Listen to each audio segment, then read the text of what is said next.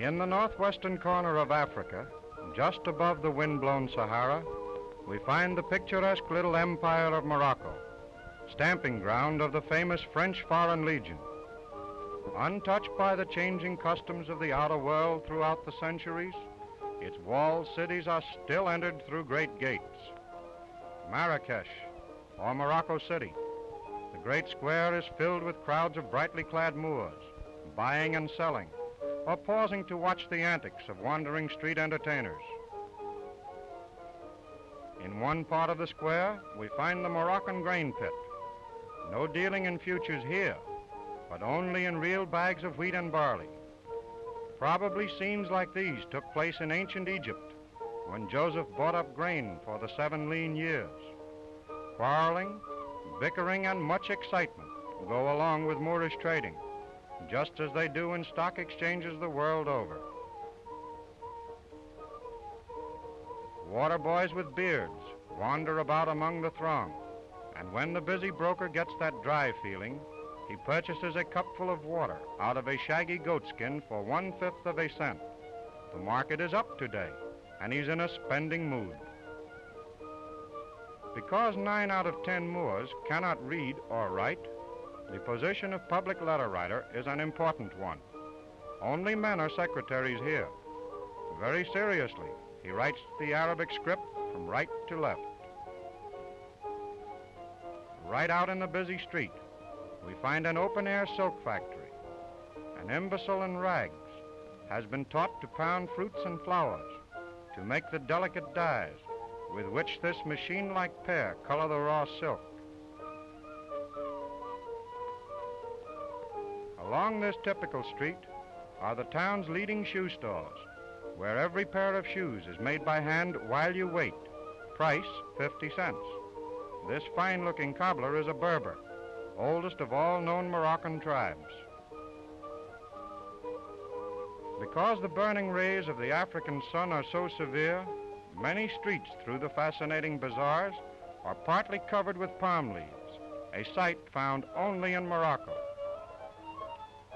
And here is a Singer sewing machine, with the boy singing and the man sewing. Their hands work together in perfect rhythm to produce a braided hem on a cloak. Out through the eastern gate rides the native courier on his full-blooded Arabian charger. In the ancient olive groves, men knock down the ripe fruit from the trees, while women, who are always given the harder work, gather the olives in baskets for the local market. And now we have come to Fez, most enchanting of all the cities of Morocco, founded more than 1100 years ago by the Sultan Idris II.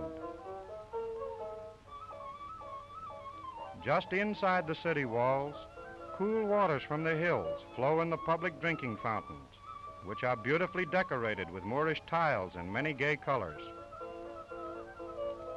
Along the narrow street comes a Muslim woman heavily veiled, in strict accordance with the Mohammedan law, followed by a native porter carrying a heavy load of hides on his head. Working with speed and oriental thoroughness, this Arab worker fashions by hand wallets of Moroccan leather, famous throughout the world for beauty and durability. Because the Mohammedan religion prohibits the use of a strong drink, large quantities of tea are consumed, which is transported in straw-covered bales on the backs of mules. Away from the city, the wild and rugged country makes a perfect hiding place for Riffian bandits. Arriving in Meknes, imperial city of Morocco, we find a violent windstorm brewing. This ancient city attained its greatest importance under the rule of Sultan Ismail Moulay, proud father of 700 sons, 35 of whom were born in 1 month. Sacred mosques rise all about the city. Every courtyard contains a fountain for the ceremonial washing of feet, hands, and face before prayer 6 times a day, as prescribed by law for all good Muslims. Children smoke at an early age here, but Papa takes prompt action when they smoke too near the mosque. Moroccan school kids are made to memorize long passages from the Koran as they sit barefooted in a circle. And if they don't know their lesson, teacher's yardstick is turned into a foot rule.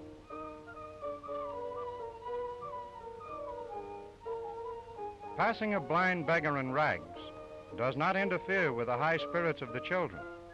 The girls are all smiles. They are not permitted to go to school. Led down the street by the strains of Oriental music, we find a troupe of dancing girls from nearby Algeria.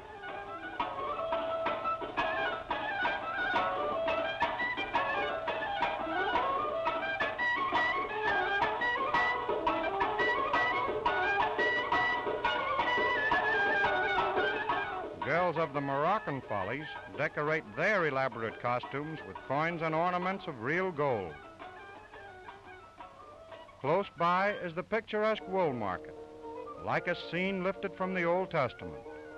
Wool is used here not only for clothing, but for felt making and rugs. In making felt, the raw wool is beaten to take out the worst snarls, and is then rapidly combed and pulled into sections about a foot square by smiling olive-skinned Jewish women who wear the traditional shawl of their race. A mat of wool made up from the squares is next covered with soap suds, which are thoroughly rubbed in by a skilled native felt maker. Soon the slippery mess will become a brightly colored saddle blanket. Street scenes here never change, and the transportation of today is that of ages past. Rug making is a fine art in Morocco, and these dainty maids are experts. It takes 6 months to make a rug by tying bits of gaily colored wool to strings on a frame. Each rug has its own original design. No household is ever complete without at least 5 or 6 kids and assorted pets. After all our travels, we have finally discovered what becomes of second-hand circus tents.